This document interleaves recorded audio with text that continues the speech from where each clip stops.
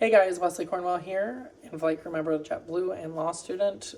This video is going to cover Articles 13 and 14, that's bases and moving expenses. So Article 13 and Article 14, bases and moving expenses. So paragraph A under bases, under Article 13, I have as a loss, neutral, and a gain. There's a little bit of everything here.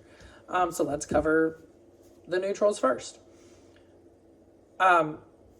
They have to tell us when they're opening a new base.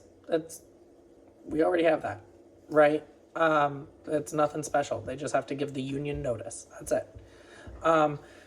And you see a lot of these throughout the contract. It's just called a notice provision. One party has to put the other party on notice of a specific event. In this case, it's opening a new base. Let's talk about the gain. The gain is you can add a contingency to the system bid to specify your in-base seniority. That's pretty good. What that means is you can look at another base's seniority and go, okay, if I'm in the top 70% of that base, I'll have a line, and I'll have a decent line.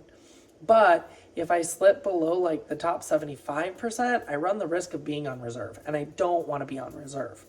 Okay, so you can put a transfer in with the contingency that you're in the top 75% of seniority, and then you can kind of guarantee your line with a base transfer. That's nice. The loss is that JetBlue, under this contract, can force transfer everybody. And that's something that we haven't had. We don't have it under the current rules.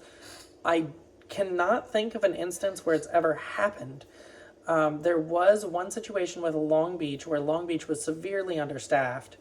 And so what they ended up doing is they went back after the base bids were awarded, and after a new class came out, and they asked that entire new graduating class if they wanted to go to Long Beach. So they let people transfer without putting in a base transfer.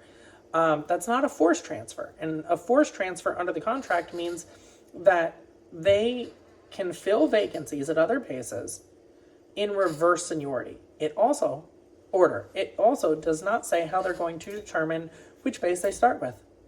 So it doesn't say that they have to take it from overstaffed bases. It doesn't say they have to start with the most overstaffed base. It gives no other outline. And so, yeah, you can be forced transferred there. If you're forced transferred, you do get return priority if you're forced out.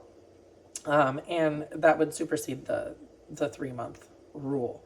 So currently you have to stay in a base for 3 months. And then you can transfer back out. If you're forced transferred, you don't have to abide by that. The very next opening that's there, you get. And if you're forced transferred, you get it before someone senior to you that was not forced transferred. Moving expenses, Article 14. Article 14 is all about moving expenses. We have moving expense policies in place. They are mostly found in the Blue Book. Not the IBBS, but the actual Blue Book. And I think you can search comply. There's an actual official expense policy as well. But we'll go through this real quick. Paragraph A is neutral. It's substantially the same as what we already have. And so we're not really going to get into that much, okay? It's basically if you're moving at your own expense. Paragraph B is a gain, and that's because moving expenses are paid for if you transfer to a new base within 6 months of that base opening. So if we were to start a brand new base in, say, I'm going to say Vegas, because I would love a Vegas base. If we were to start a base in Vegas, and I went, sweet, I want to transfer back to Vegas, right? Then I can get my moving expenses paid from Boston to Vegas. Okay. That's nice. Personally, I couldn't qualify because I have a house in Vegas, and so I wouldn't qualify for it, but you get the point. Moving expenses are also paid for involuntary displacements. So like we talked about in the last article, in Article 13, where they can force transfer you. If they force transfer you from Boston to Long Beach, LAX, because Long Beach is no more. If they force transfer you from Boston to LAX, then they would pay you to move. And that's nice. So at least there's a little bit of protection there. If you are furloughed and you're in Boston, and then you're recalled and they go, well, we really need you in Lauderdale, then you would also have your moving expenses paid because you were recalled to a different base than the one you were furloughed from. And so those are all some solid gains. Paragraph C and D are both neutral. They are substantially the same as what we already have. Anytime you move, you get moving days. Those days are calculated in a specific manner. No real change there. Paragraph E is a gain-ish. And the reason I said gain-ish is because the wording is unclear. So it seems like it provides 5 hours of pay per moving day. And so if you are taking time off to move, then you can get paid 5 hours per day that you are allotted to move based on the calculation in paragraph D.